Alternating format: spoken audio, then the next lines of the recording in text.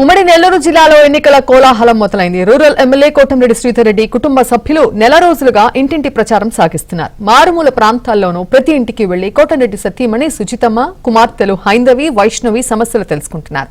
YCP ప్రజాప్రతినిధులు, నేతల కుటుంబ సభ్యులు, బంధువుల సైతం సమస్యలు చెప్పుకోవడం ఆశ్చర్యానికి గురిచేస్తోంది.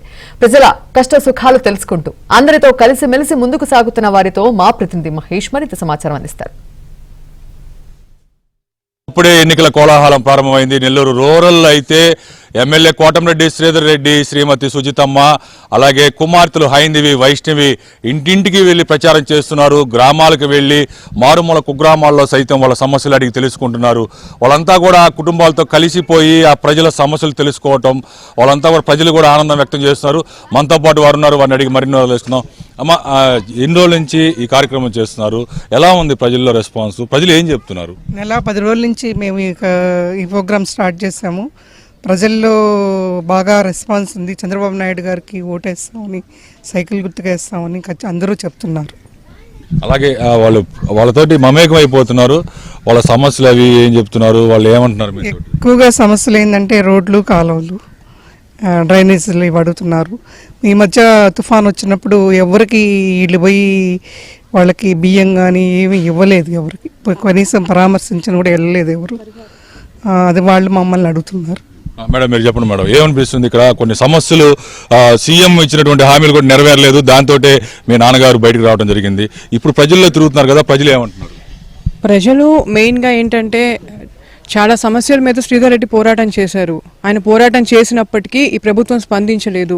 మెయిన్గా పొట్టేపాలెం కలుతుంది, అది చాలా గ్రామాల సమస్య. అది ఒక గ్రామం సమస్య కాదు, అది చాలా తక్కువ. అది జస్ట్ 15 కోట్లు అవుతుంది, 20 కోట్లు శంకుస్థాపన కూడా జరిగింది. సీఎం గారు సంతకం పెట్టారు కూడా ఫైల్ మీద. అది ఇంకా కనీసం అది మొదలు కూడా కాలేదు పని.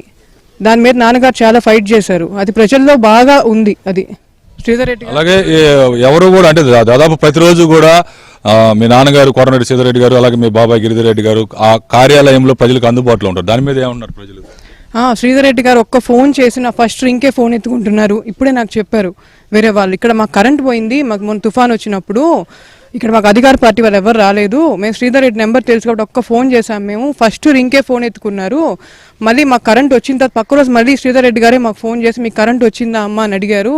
మాకు ఎప్పుడు అందుబాటులో ఉండే ఎమ్మెల్యే అని చెప్తున్నారు అందరూ. ఇప్పుడు ఎప్పుడు కూడా మీరు గడప దాటినటువంటి వాళ్ళు, కానీ ఈ రోజున గ్రామాల్లో మారుమూల కుగ్రామాలకు వెళుతున్నారు, పేదలు నిరుపేదలు అందరూ కూడా పలకరిస్తున్నారు. ఎలా అనిపిస్తుంది ప్రతిరోజు క్యాంపెయిన్? అంటే చాలా సంతోషంగా అనిపిస్తుంది. అంటే ఇది మేము 3వ సారి, ఇది ఫస్ట్ 2 ఎలక్షన్స్కి మేము క్యాంపెయిన్ చేయడం జరిగింది, ఇది 3వ సారి క్యాంపెయిన్ చేస్తున్నాం. మాకు అలవాటు ఉంది, వీళ్ళందరూ మాకు తెలిసిన వాళ్ళే. కొన్ని గ్రామాల్లో అయితే మాకు పేరున అందరూ తెలుసు. ఎస్టీ కాలనీకి వెళ్ళినప్పుడు పోయినసారి చూసాం కదమ్మా, పోయినసారి వచ్చాం కదమ్మా, అందరితో మాకు అనుబంధం ఉంది. మా కుటుంబ సభ్యుల్లాగా అందరు రూరల్లో మేము అన్ని గ్రామాలని మేము అందరు తెలుసు. మాకు ప్రతి గ్రామాల్లో కార్యకర్తలు ఎవరు, ఈరోజు ఐసీపీలో ఎవరున్నారు, ఈరోజు వెళ్ళిపోయారు, మమ్మల్ని వదిలేసి వెళ్ళిపోయిన వాళ్ళు అందరూ మాకు తెలుసు. మేము వాళ్ళ ఇళ్ళకి వెళ్ళినప్పుడు అవతల ఉండే వాళ్ళు కూడా మమ్మల్ని పిలిచి ఇంట్లో కూర్చోబెట్టుకొని మా ఎలక్షన్ మీకు చేస్తాం ఈసారి, మేము కొన్ని పరిస్థితుల వల్ల మేము రాలేకపోతున్నాం, ఇబ్బందుల వల్ల మేము చేస్తాము అని చెప్తున్నారు. టీడీపీ పట్ల ప్రజల్లో ఎలా ఉంది, వాళ్ళ అభిప్రాయాలు ఎలా ఉన్నాయి? ఏ ఇంటికి వెళ్ళినా ఒక్కటే మాట, ఈసారి తెలుగుదేశం రాబోతుంది అంతే.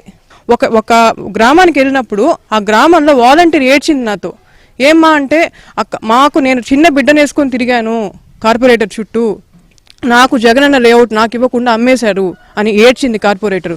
ఇంకో కార్పొరేటర్ సొంత అత్తమ్మ, కార్పొరేటర్ అత్తమ్మ, ఆమెకు రేషన్ కార్డు ఇవ్వలేదంట.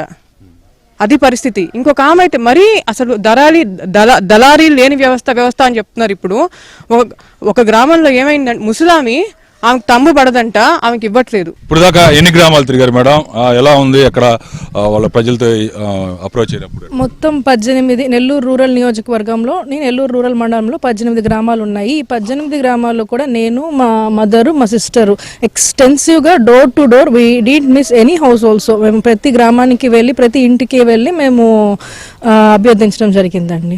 ఒక దగ్గర అయితే అలీపురంలో అనుకుంటాను, ఆ తల్లి వాళ్ళ బిడ్డని పట్టుకొని మాకు భయం వేసిందమ్మా రాత్రిపూట, నేనుతో పాటు పాములు ఏమన్నా వస్తే నా బిడ్డకి ఏమన్నా జరగద్ది కదా అంతా అని. అలా నేను చూసినప్పుడు అండి మాకు అసలు ఓటు కూడా అడగాలనిపించలేదు. పాపం వాళ్ళంతా దీన వ్యవస్థలో ఉన్నప్పుడు మాకు చాలా బాధ వేసింది. అదేనో ఇంకా నార్మల్గా ఈ పొట్టేపాలెం కలుజు కానివ్వండి, కొమ్మరపూడి లిఫ్ట్ ఇరిగేషన్ కానీ, రైతులకు పరిహారం కానీ, ఆ సమస్యలన్నీ కూడా శ్రీధర్ రెడ్డి గారి నోటీసులో ఉన్నాయి. అదే మన ఇంకా మైనారిటీలకి క్రిస్టియన్ కమ్యూనిటీ హాల్ కానివ్వండి, షాదీ మంజిల్ కానివ్వండి, అవన్నీ కూడా మొత్తం మీద ఎమ్మెల్యే కోటంరెడ్డి కుటుంబ సభ్యులు ఆయన శ్రీమతి ఇద్దరు కుమార్తెలు కూడా ప్రతి ఇంటికి వెళ్లి ప్రజలతో మమేకమవుతున్నారు, వాళ్ళ కష్ట సుఖాలు తెలుసుకుంటున్నారు. రాబోయే రోజుల్లో మా టీడీపీ అధికారంలోకి వచ్చిన వెంటనే వాళ్ళ సమస్యలన్నీ కూడా పరిష్కారానికి తమ వంతు కృషి చేస్తామని వాళ్ళంతా గట్టి హామీ ఇస్తున్నారు. ఇది ఇక్కడ పరిస్థితి.